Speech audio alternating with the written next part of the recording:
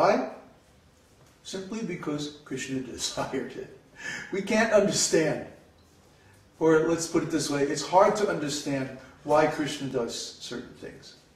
Why did Krishna arrange this huge war between these different factions of Arjuna's family? The Kurus and the Pandavas. Why did Krishna arrange for his own family, the Yadu dynasty, to fight among themselves and destroy almost to the last man every single one? Why did he do that? It all had to do with setting up the conditions for the Kali Yuga.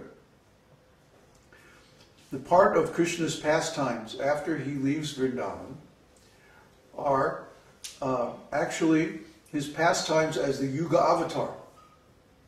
And as the Yuga avatar of the Dwapara Yuga, part of his functions is to set up the conditions for the next Yuga, the transition to the following Yuga.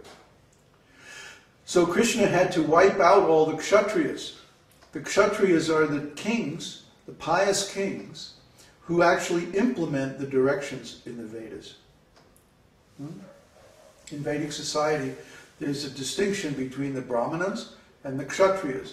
The Brahmanas are those who know Brahman. Those who can see spirit directly. The self-realized souls.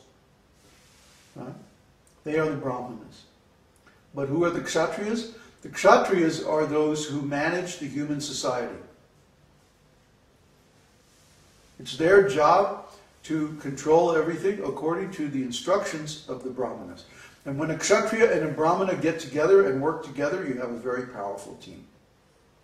Just like King Chandragupta. Chandragupta Maharaj was a young king in South India. Who's that calling us? I don't know. Anyway, turn it off. That he was the heir of a dynasty in South India, a small dynasty.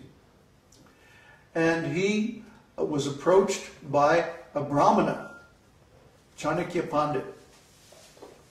And Chanakya Pandit at that time was an older gentleman, about maybe 50 years old. And he said to Chandragupta Maharaj, "How would you like to be king of India?" And Chandragupta Maharaj said, "Well, Your Holiness, that's a great idea, but how is it practically possible?" In those days, most of northern India was under the control of the Muslims, the Persians. And the Vedic kings were scattered, demoralized. So Chandragupta said, "Look, I know, it would be a nice idea to kick these guys out, but the kings that follow the Vedas they're not organized, they're not together. Well, how can we do anything?" He said, "Look, I'm a Brahmana. I know Brahman. I also know Jyotish, astrology. And I can tell you exactly what is going on in your neighboring kings' kingdoms." And he proved to him. He showed him, "I'll tell you. And then you go send your spies and you find out." And he proved it to him. And he said, "Look, if you and I work together, we can drive these Muslim rascals out of India. We can organize the Vedic kings, get them to work together, form an alliance, and defeat these rascals. Don't keep it in the sun too long, because it'll get too tight." Yeah. So Chanakya Pandit started working with Chandragupta Maharaj. He started advising him in strategy. And by the advice of Chanakya Pandit, Chandragupta Maharaj was able to forge an alliance of the kings and kingdoms in South India. Based in South India, they attacked the Muslims in the north and they drove them out. And that was the first time in many, many years that India had been united. And it was all done by the partnership of a Brahmana and a Kshatriya. Similarly, we are at a place where now We have to fulfill this desire of Srila Prabhupada. To have these self-sufficient farm communities. We have to do this. Why? Because the previous materialistic economic system is falling apart. Just look at the headlines every day in the newspapers. It's happening right now. Don't try to tell yourself that, oh, this is just temporary. Listen, the stock market has already lost enough to parallel the crash of 1929. It already happened.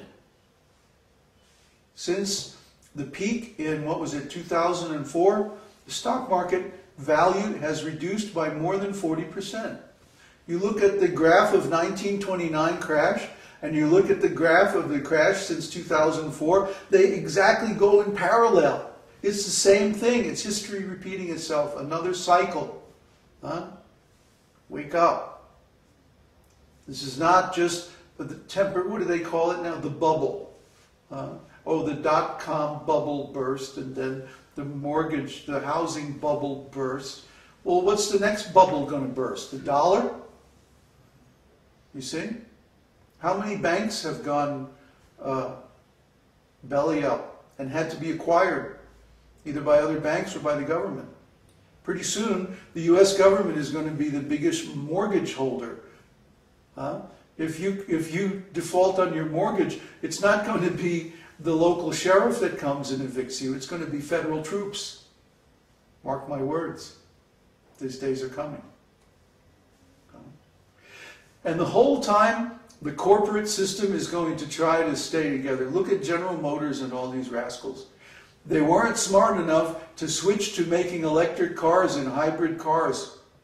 And now they're losing. They're going to go bankrupt. Why should we bail those rascals out? They blew it.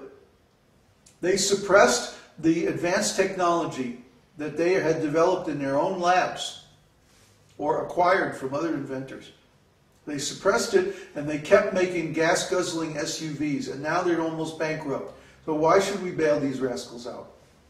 Let the Japanese eat their lunch. So what?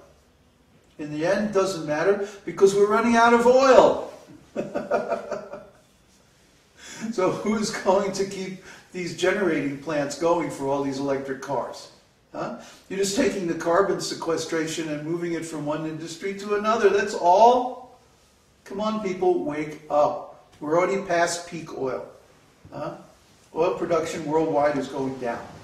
Even if we exploit new drilling fields under the polar ice or off the coast of the U.S. or wherever they find them, that's still just less than 10% of the world production.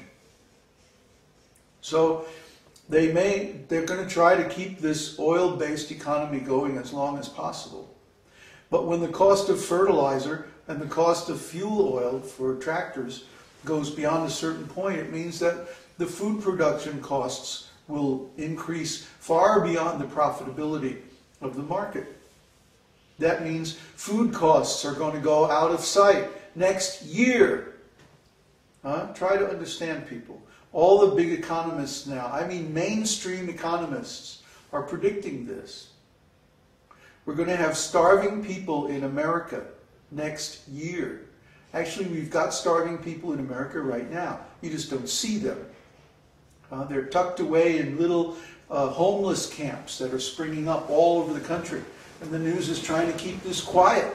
They don't want people to freak out. But guess what? It's too late. We already signed up for this crash. It's happening already.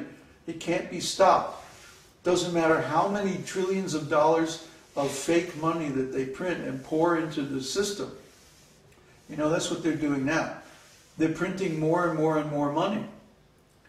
These bailouts. Well, where does the money come from? It comes out of thin air. They just print it. They just go to their computer. And yeah, hold down the 0 key. 1, 0, 0, 0, 0, 0. Okay, now you have all this new money to play with. But guess what? That's going to dilute the value of the dollar. So there's going to be deflation. And that's going to cause a reaction of inflation. That means for something that cost $100 this year, it's going to cost $200 next year. Does it mean the value of the $100 thing is increased? No. It means the value of the dollar has decreased. So try to understand.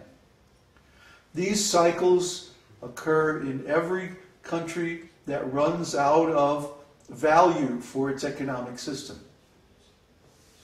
It happened in Russia. Why do you think the Soviet Union dissolved?